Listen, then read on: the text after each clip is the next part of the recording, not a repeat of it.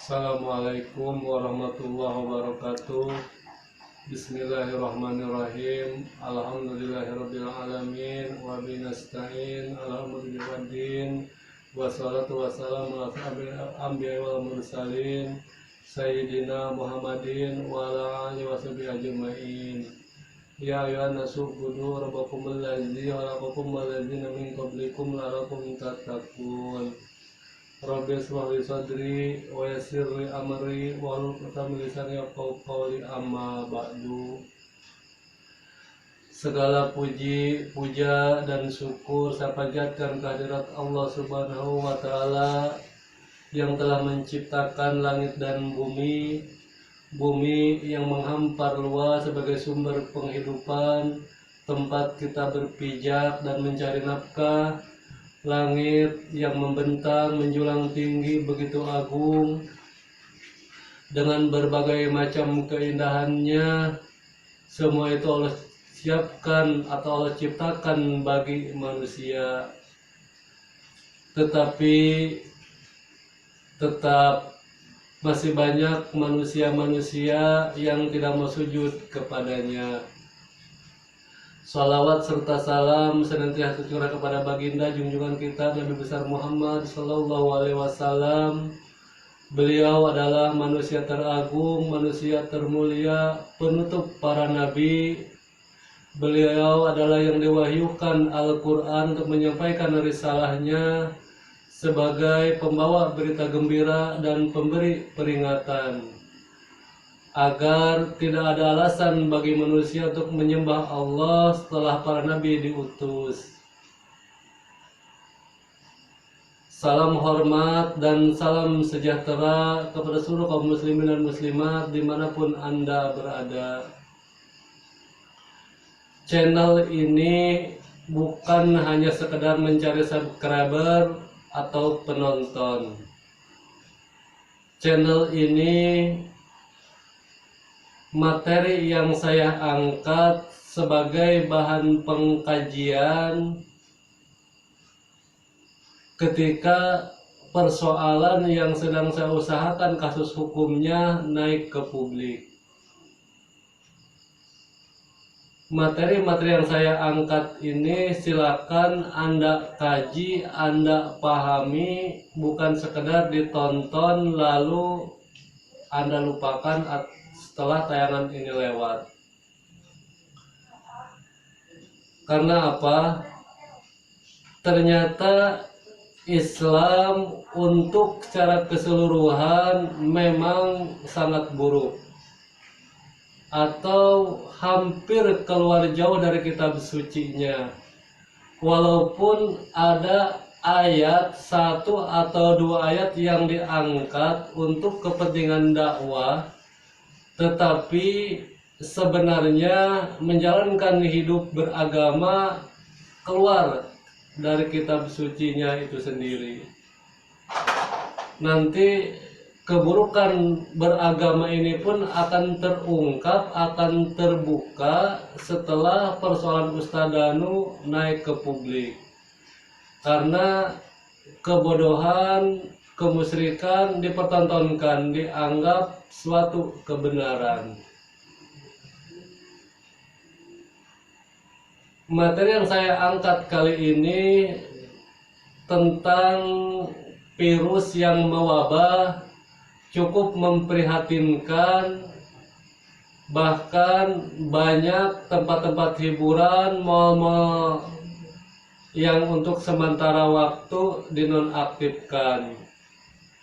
Bahkan dampaknya pun cukup luar biasa. Bagaimana cara umat Islam menghadapi wabah ini?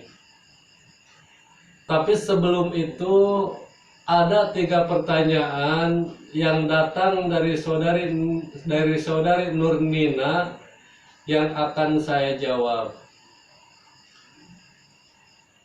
Sebelum saya menjawab pertanyaan dari saudari Nurnina, saya ingin membahas tentang video yang terakhir yang muncul, yaitu tentang hukum yang dibuang, yaitu hukum cambuk dalam perzinahan.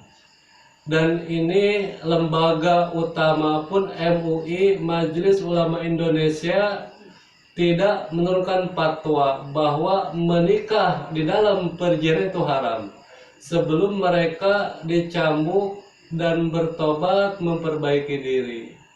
Bahkan MUI, Muhammadiyah, PBNU, dan lembaga yang lainnya pun tidak menurunkan fatwa haram menikah dalam perjinahan. Tetapi tidak saya pungkiri ada satu wilayah Indonesia yaitu Banda Aceh yang mendapatkan hukum itu. Dan untuk Aceh, untuk Banda Aceh saya ucapkan salam hormat dan salam sejahtera.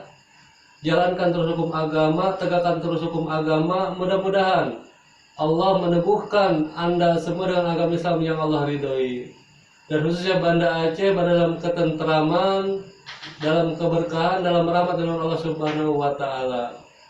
Dan saya salah satu orang yang mungkin meminta bantuan kepada Anda Banda Aceh apabila ada anak saya atau keluarga saya yang melakukan perzinahan untuk menjalankan hukum cambuk itu. Untuk pertanyaan yang datang dari saudari Nurnina, yang pertama, bagaimana hukum orang tua yang memaksa anaknya dijodohkan untuk menikah? Memang dalam Islam sendiri tidak ada pacaran, yang ada itu ta'aruf. Ta'aruf itu saling mengenal atau saling mengenalkan. Memang ta'aruf dengan perjodohan ini pun hampir beda-beda tipis. Tapi kalau ta'aruf itu tidak ada paksaan. Karena apa? Mereka memperkenalkan diri dan lebih cenderung kepada silaturahim. Kalau perjodohan biasanya memang ada unsur paksaan. Karena orang yang menjodohkan sering melihat materi. Di sini orang tertipu oleh kehidupan dunia. Bukti tidak ada pacaran dalam syariat Islam. Lihat di surat Al-Isra, kata Allah, Bismillahirrahmanirrahim, walat taqrabuz zina innahu kana fahisatan wa sa'a sabila. Janganlah kamu mendekati zina. Sungguh zina itu perbuatan yang keji dan jalan yang buruk. Inilah indahnya Islam. Jangankan berzinahnya, mendekati jinah pun Allah melarang, apalagi berjinahnya. Karena pacaran hanya mengantarkan orang ke dalam perjinahan. Apalagi pacaran yang tanpa dibatasi, tanpa kontrol dari keluarga, dari orang tua, hampir 90% mereka melakukan perjinahan. Makanya Allah melarang hamba-hambanya mendekati jinah pun Allah larang, apalagi berjinahnya. Inilah hebatnya Islam. Makanya pacaran itu bukan syariat Islam, sebetulnya haram dalam Islam. Nah, untuk pertanyaan Anda, apakah hukum orang tua yang memaksa anaknya untuk menikah? Jawabannya ada, silakan Anda buka sendiri dalam surat An-Nisa ayat 19. Kata Allah, tidak halal bagi kamu mewarisi perempuan dengan cara paksa. Dan janganlah kamu menyusahkan mereka hendak mengambil kembali sebagian yang telah kamu berikan kepadanya. Kecuali jika mereka berbuat keji yang nyata. Dan apabila kamu tidak menyukai mereka, bersabarlah. Mungkin Tuhanmu menghendaki kebaikan bagimu. Artinya apa di sini?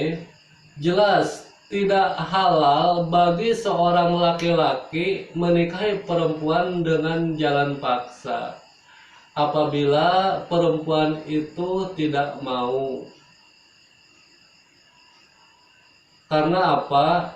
Pernikahan bukanlah sesuatu yang dipaksakan, tapi datang dengan ketulusan hati, dengan kerelaan hati. Jadi bukan sesuatu yang dipaksakan. Jadi Anda untuk kaum laki-laki hati-hati, jangan sampai Anda menikahi perempuan tetapi dengan cara memaksa, karena Islam tidak menghalalkan.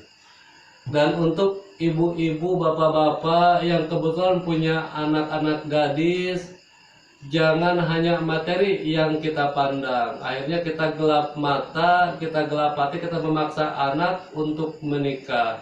Tidak peduli kualitas orang tersebut, agamanya seperti apa, yang penting dia banyak uang, banyak materi, ini banyak terjadi.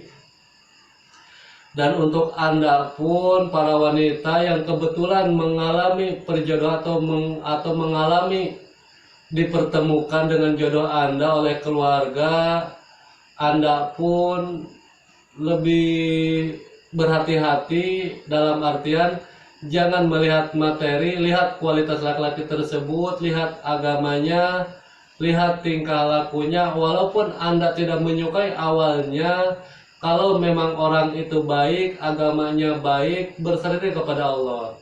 Pasrah kepada nanti Allah yang akan menentukan jodoh Anda harus kemana.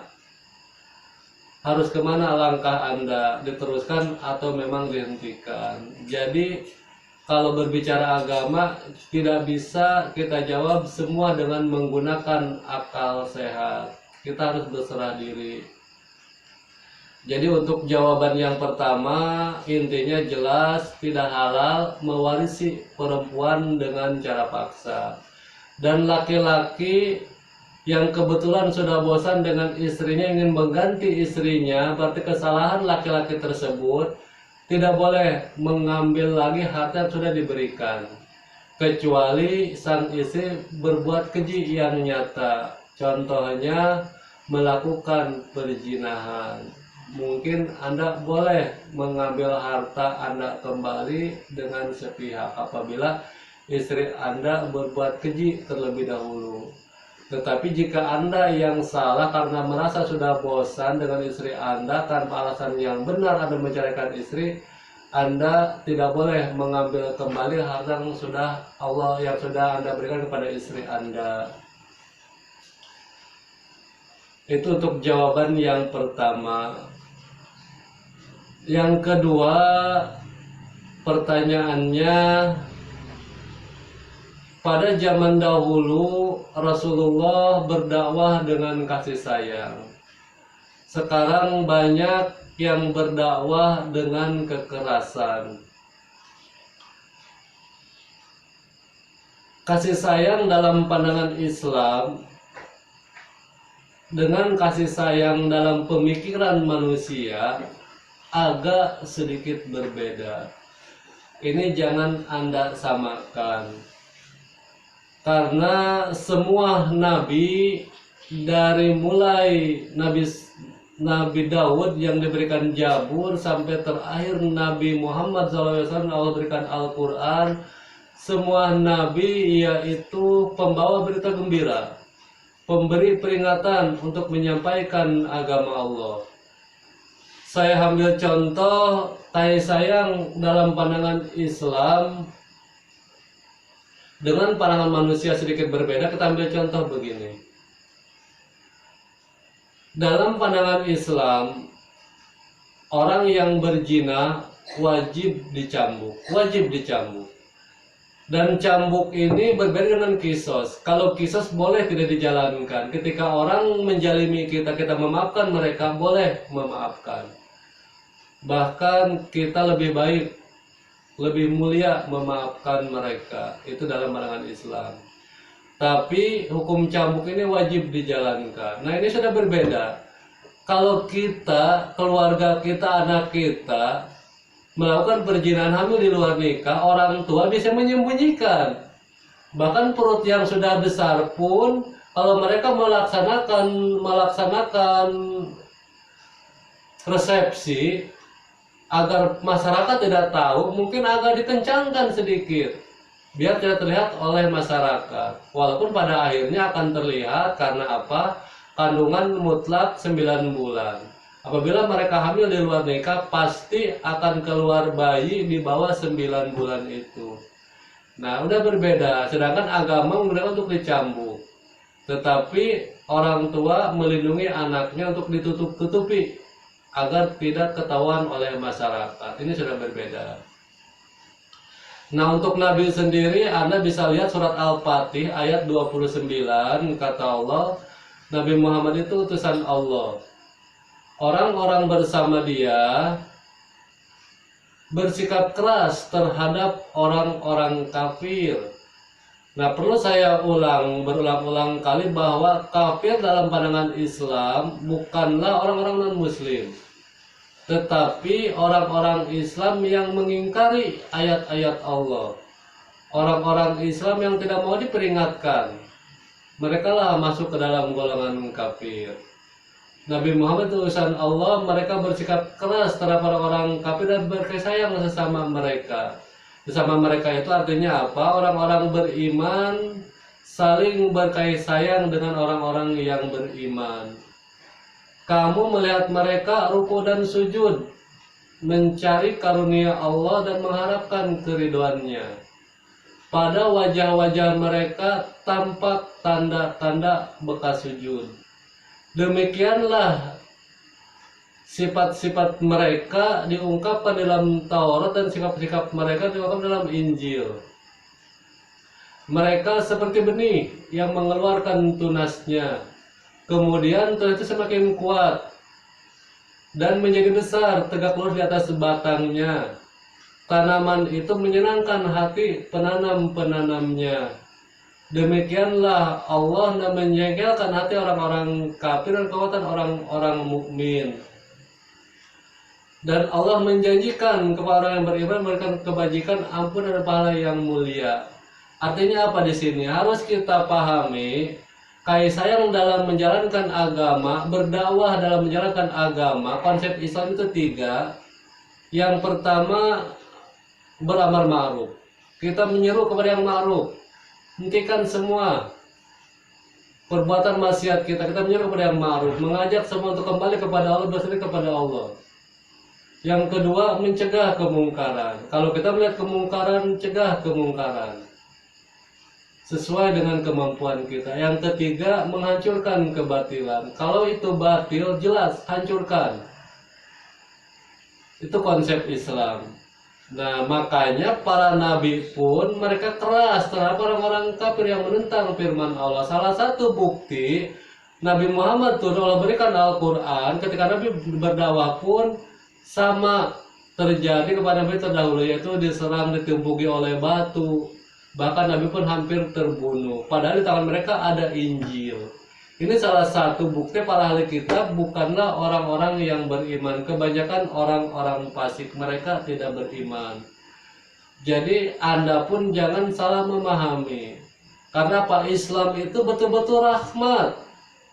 Oleh sebab itu Anda boleh perhatikan lisan saya. Ketika di akhir pembicaraan saya, pasti saya mengajak kepada seluruh kaum muslimin muslimat dimanapun Anda berada, mari kita bersandar kepada Allah, hentikan segala maksiat, dirikan sholat. Itulah salah satu bukti kasih sayang Allah kepada kita. Karena apa? Sekalipun Anda ikuti apa yang saya sampaikan, Anda berhenti dari maksiat, Anda bertobat, berikan sholat, itu bukan untuk diri saya. Sholat Anda untuk diri Anda sendiri, dan Anda ingkar pun bukan kepada tapi kepada Allah. Itulah yang disebut agama Islam itu rahmatan lil alamin, betul-betul rahmat untuk seluruh alam. Itu Islam. Jadi harus Anda sadari, kalau saya pun sekarang bersikap tegas, keras kepada mereka, perkataan saya pun tegas kepada mereka, karena memang itulah musuh-musuh Islam yang sebenarnya. Itulah orang-orang kafir yang sebenarnya dalam agama Islam. Makanya saya pun akan berjuang sesuai dengan kemampuan saya dan tetap dalam bingkai hukum yang ada. Jadi saya tegaskan lagi, kasih sayang dalam menjalankan agama, berdakwah dalam agama berbeda dengan kasih sayang dalam pemikiran manusia pada umumnya. Saya ambil contohnya lagi, saya ulang kali. Itulah anak hamil di luar nikah, perintah agama dicambuk, tapi orang tua justru menyembunyikan agar tidak ketahuan. Itu bukti kasih sayang. manusia. Manusia kalau menjadi pejabat sibuk mengangkat keluarganya, KKN, nepotisme, sedangkan Islam melarang itu. Jelas berbeda. Jadi orang-orang yang menyampaikan agama dengan benar ternyata resikonya besar, bahkan menjadi musuh bagi orang-orang kafir itu. Dan sekarang pun apa yang saya sampaikan pun apabila sudah naik ke publik mungkin akan terlihat kebodohan mereka dalam menjalankan agama. Pertanyaan yang kedua. Pertanyaan yang ketiga, apakah syarat poligami itu berat?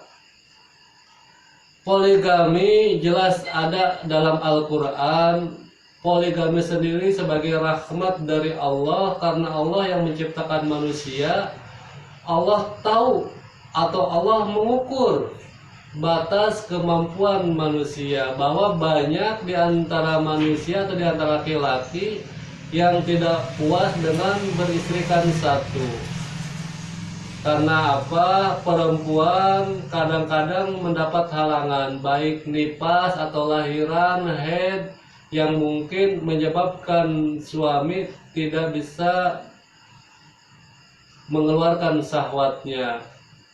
Nah, Allah tahu akan hal itu, bahwa banyak di antara laki yang tidak bisa menahan. Akhirnya Allah perintahkan atau Allah anjurkan, bukan perintahkan, mohon maaf, Allah perbolehkan untuk melakukan poligami. Bahkan perintah Allah itu, nikahilah perempuan yang kamu sukai, 1, 2, 3, dan 4.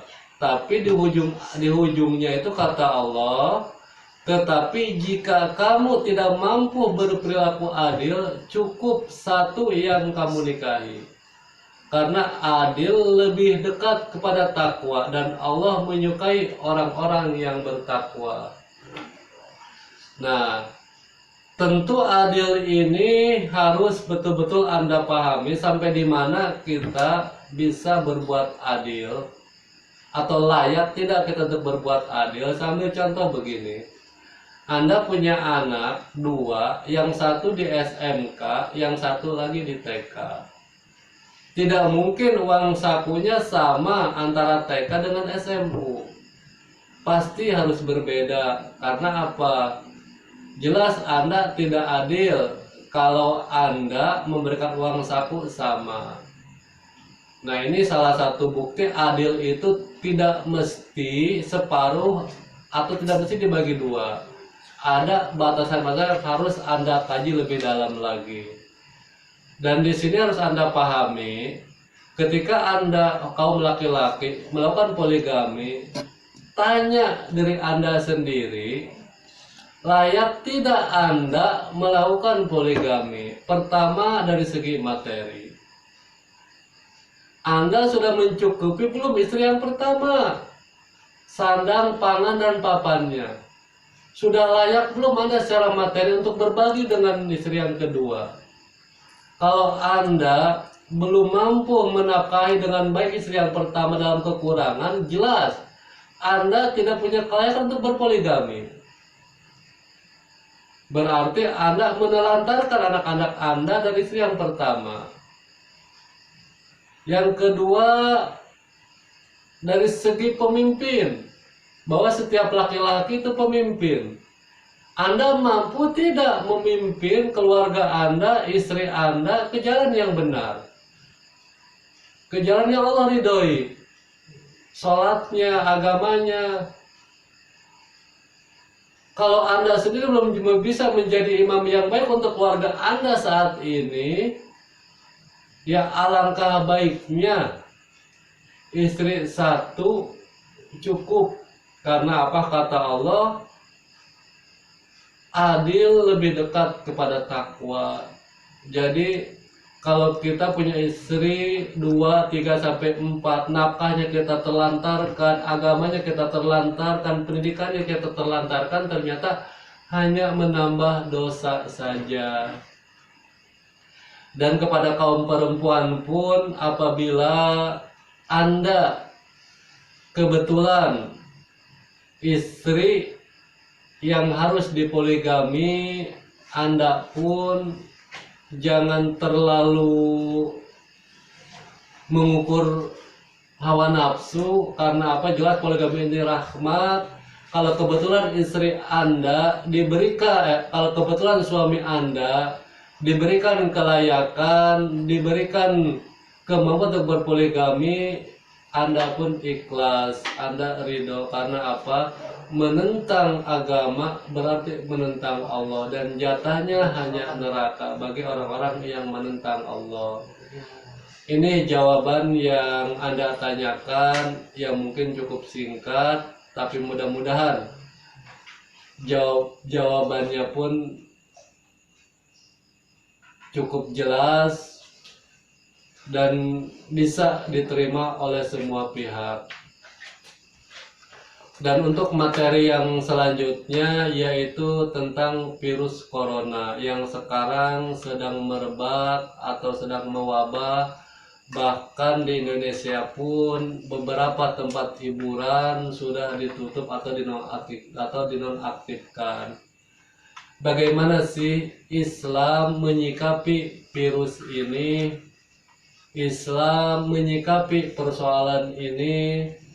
Bahkan Majelis Ulama Indonesia pun sudah menurunkan fatwa yang keliru, yang tidak pantas diturunkan oleh seorang petinggi agama. Mereka menurunkan fatwa pembatasan sholat berjamaah, di antara sholat Jumat, atau pembatasan sholat berjamaah. Jelas suatu fatwa yang kurang pantas diturunkan oleh petinggi agama. Kalau ucapan itu turun dari Menteri Kesehatan, dari kedokteran, itu layak, itu pantas. Karena memang itu kewajiban kedokteran. Seharusnya MUI menurunkan fatwa menyeru kepada seluruh kaum muslimin muslimat betul-betul kembali ke jalan Allah, dirikan sholat, tinggalkan semua maksiat. Karena apa? Semua musibah yang terjadi di muka bumi ini semua diundang oleh dosa-dosa kita. Dan tentang virus ini pun kata Allah, ma asaba min musibatin fil ardi wala fi anfusikum illa fi kitabim min qabli an nabraha inna zalika yasira. Kata Allah, setiap bencana yang terjadi di bumi dan yang menimpa diri kamu sendiri itu sudah tertulis dalam Lauh Mahfuz sebelum peristiwa itu terwujud. Yang demikian mudah bagi Allah. Jadi rangkaian kehidupan ini yang Allah ciptakan dari awal, Allah menciptakan sampai akhir zaman, itu sudah ada dalam Lauh Mahfuz. Jadi virus apapun, semua yang belum nampak saat ini pun, yang buat untuk masa yang akan datang, sudah ada dalam Lauh Mahfuz. Tetapi itu belum Allah putuskan. Nah, kalau adanya virus corona saat ini berarti yang ada dalam Lauh Mahfuz Allah putuskan menjadi kenyataan. Makanya kata Allah sama ayatnya itu di surat yang lainnya, kata Allah, yamhullahu ma yasha wa yuthbitu umul kita. Aku menghapuskan dan menetapkan apa yang aku kehendaki. Di sisiku ada umul kitab Lauh Mahfuz. Jadi bumi ini akan dihuni oleh berapa puluh miliar manusia. Anak cucu kita yang belum lahir, namanya siapa, itu sudah ada dalam Lauh Mahfuz seluruhnya. Dan Allah berkehendak menetapkan atau menghapus. Itu kehendak Allah. Nah, lantas bagaimana kita orang-orang Islam menyikapi ketentuan Allah yang sudah terjadi? Jawabannya cuma satu. Kembali kepada Allah, karena kata Allah, ma asabaka min hasanatin fa min Allah. Wa ma asabaka misalnya pamin nafsi. Kata Allah, musibah apapun, kata Allah, kebajikan apapun kamu terima dari si aku. Musibah apapun yang kamu terima itu dikasih kamu sendiri. Artinya semua musibah, semua bencana itu diundang oleh dosa kita. Dan jawabannya kepada seluruh kaum muslimin muslimat, kembali kepada Allah, dekatkan kepada Allah. Dan ternyata konsep wudhu pun udah menyehatkan. Dengan berwudhu 5 waktu 1 hari, ternyata sudah mencuci tangan dengan bersih sebelum kita bersantap untuk makan.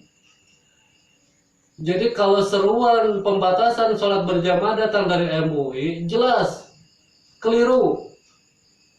Suatu perkataan yang baik tapi mungkar. Kenapa baik tapi mungkar? Baik dalam pandangan sepintas, dalam akal sehat manusia, tapi mungkar dalam pandangan agama.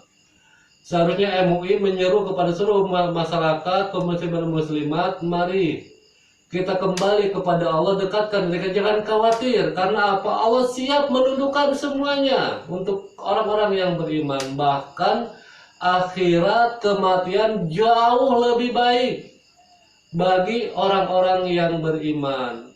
Makanya kehidupan dunia ini hanyalah senda gurau, hanyalah permainan. Dan semua yang Allah berikan itu ujian untuk kita. Sampai di mana kita kembali kepada ketaatan. Banyak ayatnya dalam surat Ar-Rum, kata Allah, telah nampak kerusakan darat dan di laut. Aku siksa mereka agar kembali ke jalan yang benar. Lihat surat Fatir bagian akhir. Kalau aku hendak menghukum manusia karena perbuatan mereka, aku musnahkan semuanya. Tapi aku tangguhkan itu sampai batas ajal mereka tiba. Jadi Allah itu sudah murka, Allah sudah marah kepada kita. Bagaimana tidak marah?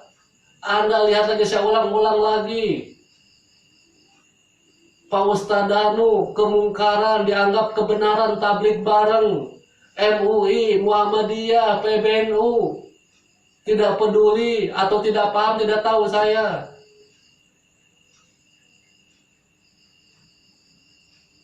Bagaimana tidak murka? Justru Anda sendiri akan melihat kebodohan mereka dalam menjalankan agama apabila Ustadz Danu ini sudah naik ke permukaan. Dan saya siap untuk memenangkan perkara ini. Karena kalau Pak Ustadz Danu sudah dikalahkan, akan terlihat kebodohan mereka dalam menjalankan agama. Dan sekarang diulang lagi. Fatwa pembatasan untuk sholat berjamaah diturunkan oleh MUI. Kalau medis yang menurunkan itu wajar, karena memang medis punya kewenangan dalam menyampaikan kesehatan. Atau Ka'bah ditutup untuk sementara waktu masih dalam batas kewajaran. Karena apa? Haji didatangi oleh seluruh masyarakat dunia. Kalau Arab Saudi melakukan pembatasan, diperketat, masih dalam konteks kewajaran. Ini bagaimana bisa MUI melarang atau membatasi untuk sholat berjamaah bagi orang-orang yang flu, yang sakit, belum tentu mereka kena virus corona. Karena apa? Medis pun udah cepat, medis pun udah siap tanggap apabila memang ada masyarakat yang terinfeksi virus itu langsung diatasi atau diisolasi. Harus seruan MUI seharusnya menyeru agar masyarakat semua kembali kepada Allah, tingkatkan ibadah kita, jangan takut dengan apa yang Allah turunkan, karena semua pun Allah turunkan bagi orang yang beriman. Sampai bumi seluruhnya Allah turunkan bagi orang yang beriman. Mati jauh lebih baik. Dan saya betul-betul marah kepada Anda semua, diawali oleh kejadian Pak Ustadz Danu. Surat saya Anda lempar ke belakang. Tidak ada pertanggungjawaban. Sekarang pun saya menuntut pertanggungjawaban Anda sebagai lembaga, dan kepada Anda pun Muhammadiyah, daripada sekadar menurunkan fatwa rokok haram, bukan hanya pokok dan mendasar, kenapa tidak ada turunkan fatwa pernikahan dalam perjanjian itu haram? Jadi kalau Anda betul-betul lembaga tinggi agama, tegakkan agama, dirikan agama, sampaikan agama dengan baik, jangan dienteng-entengkan, jangan digampang-gampangkan. Karena apa? Semua akan Allah pinta pertanggungjawaban. Dan kepada seluruh masyarakat atau muslimat dimanapun Anda berada, jangan panik. Semua ini adalah ujian untuk kita semua sesuai dengan Allah, sesuai dengan firman-Nya. Kata Allah, wa ma khalaqtul jinna wal insa illa liya'budun. Tidak aku ciptakan jin dan manusia kecuali untuk beribadah kepadaku. Jadi kehidupan ini sudah Allah genggam sampai akhir zaman seperti sandiwara.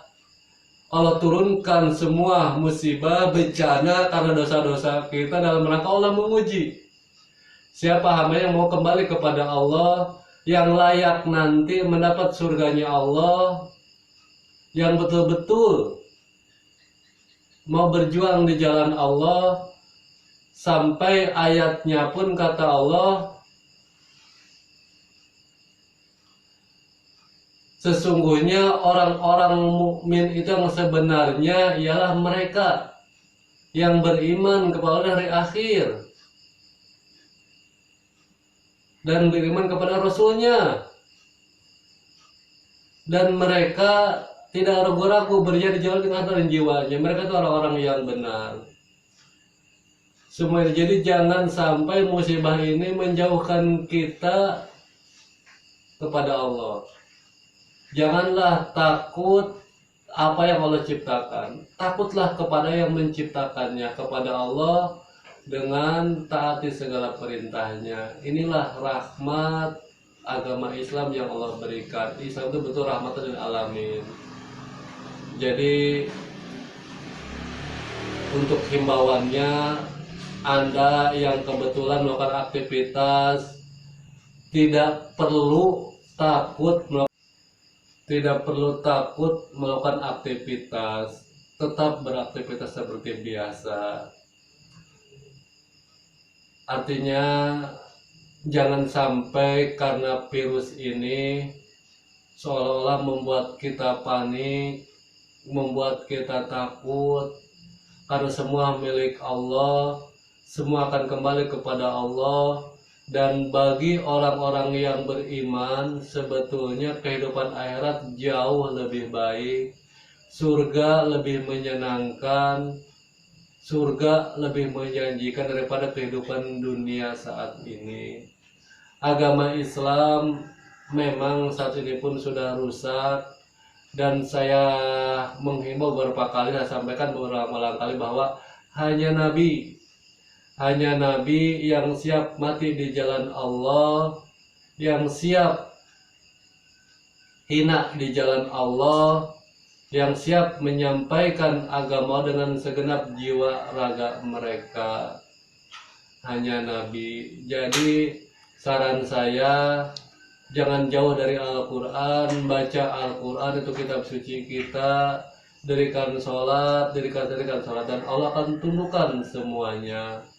Jangan sampai karena virus ini kita menjadi ketakutan. Mungkin hanya itu yang dapat saya sampaikan, kurang lebihnya saya mohon maaf. Wassalamualaikum warahmatullahi wabarakatuh.